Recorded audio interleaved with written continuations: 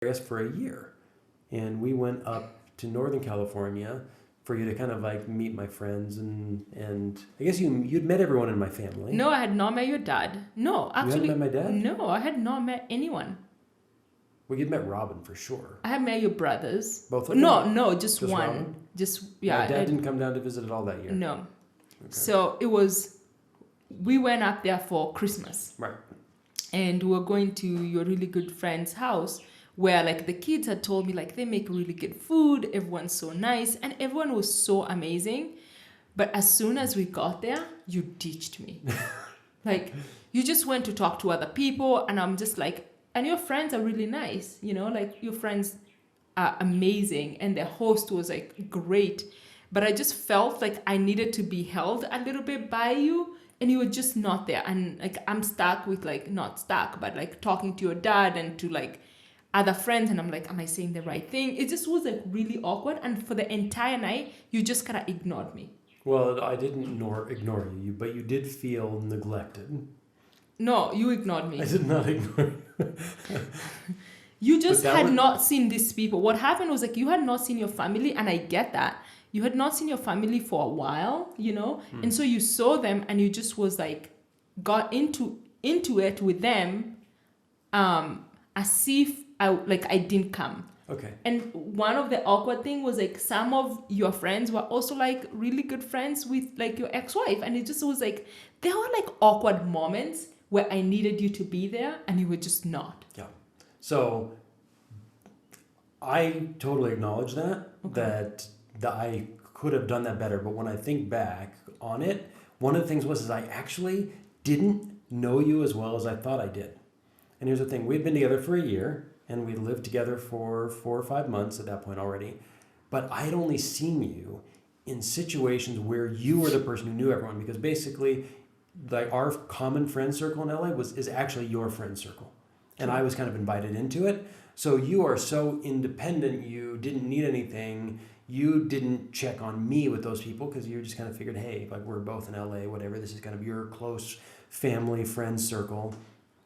So I didn't actually realize some of your, I don't want to say weaknesses because that's the wrong word, but some of your like places where you need support, or some of your, I don't know exactly the word for it, but like I'd only seen you in situations where you were this like confident, powerful, like going into a situation, kind of owning a room. And so I had this imagination of you of being like, because I would check on you and I was like, oh, she's doing great. She's like talking to people, she's having a good time. So one of the things is that I actually just didn't know you in that situation, of a situation where you needed that type of support. Yeah, I was coming to your family that I had never met, meeting your dad, meeting like really close friends of like, Yeah. No, I that totally you get had it. known for like your entire life. So it was like You were not happy with me. I was not happy with Yeah. you. I was just like, and that is that unacceptable. lingered. I was like, that is unacceptable that you did not check in with me from 5 p.m. when we arrived till 10 p.m. when we went to bed. That's Mm-hmm. okay. And since it was the back in the day when I used to hold grudges, I think I didn't talk to you. Yeah, I don't think so either. I think there was definitely, there were also most of the car rides over the course of the next few days were long, silent car rides.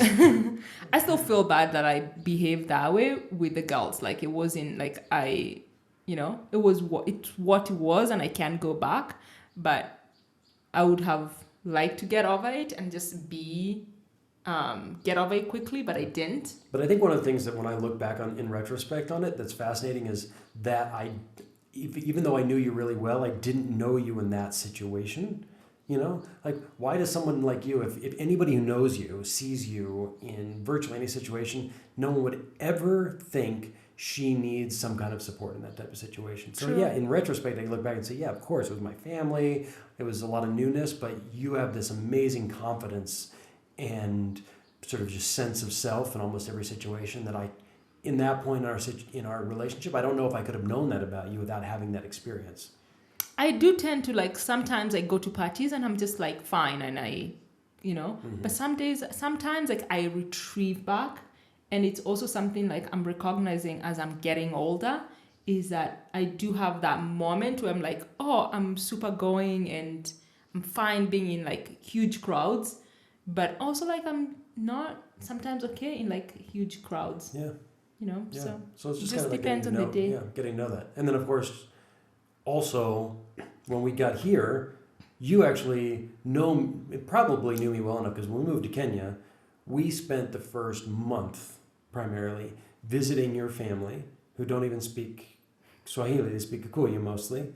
So we were going to like little villages and everyone's speaking Kikuyu and there's me just kind of sitting there like Duolingo learning Swahili because for 3 hours, then I would go on walks sometimes, which was nice.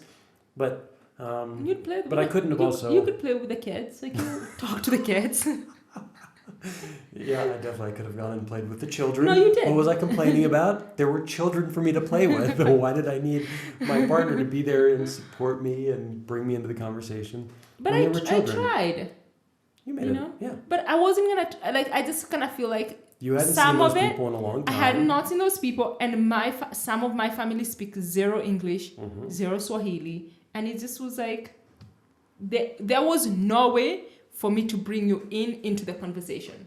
Like for you, you can say the same thing because I speak good English, I think, and your family speaks English, so Yeah. So what did you need me for? You could have perfectly good conversations without my help. let's move on.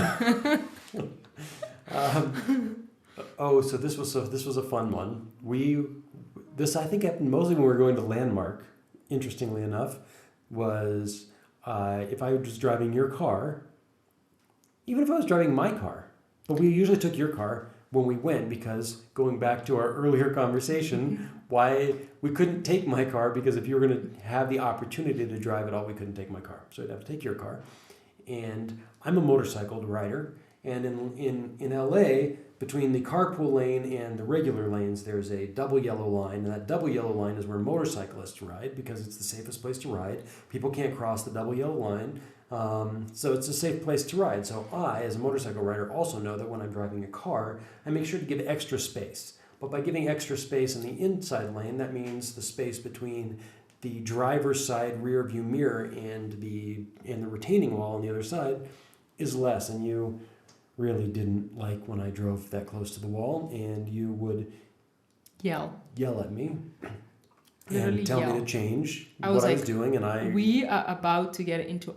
I am a really careful driver. Like I'm a good driver and a very careful driver. You are like reckless and drive. It sounds like a judgment to me. Probably. It doesn't sound like a judgment. It's a judgment. No, that doesn't sound like an objective observation. Okay, but the truth is, Speak the truth, lady. Speak the truth. You tend to drive too close to the edge. Okay. Even here in Kenya. That is okay. Yes, that undisputable fact. I drive too close to the edge. Keep going. And I just didn't feel safe. Okay. So. So I was like, I don't feel safe. Pull over. I'm gonna drive. And that miraculously solved the problem because I didn't have to drive. Yeah, and so I kept driving. Like I would do the drives. A lot of times you did because you didn't like the way I drive, which actually kind of makes a lot of sense. If you don't like the way I do it yourself. Yeah, and then I got resentful that because you don't drive. Because you're doing all the driving. Yeah. Yeah. There you go. But then which was really, really good. That's like really good relationship tools, right? But then we happened to be invited to a brunch where you drove. No, you were driving. It was I your was? car. Yeah, because that's how I go when you pulled up.